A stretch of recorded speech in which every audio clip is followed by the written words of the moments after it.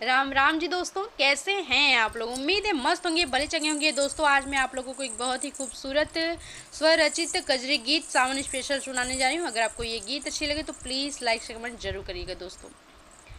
हमके साबुन ना हो, हमके साबुन ले आदा, महंग पिया महके गोल कंद पिया ना। हमके साबुन ले आदा, महंग पिया महके गोल कंद पिया ना।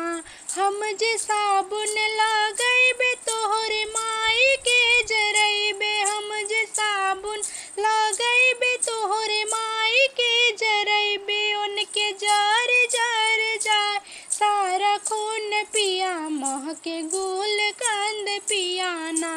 उनके जर जर जाए सारा खून पिया महके गोल कंद पियाना।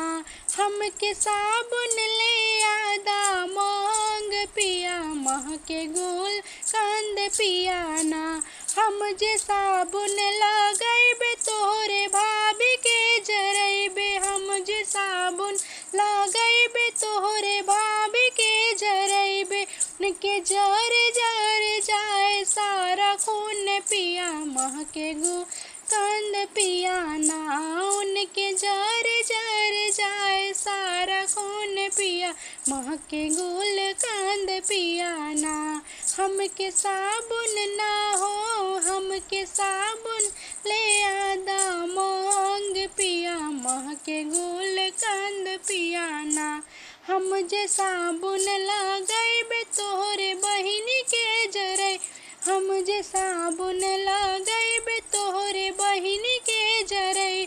उनके जर जर जाए सारा खून पिया महके गोल कंद पियाना।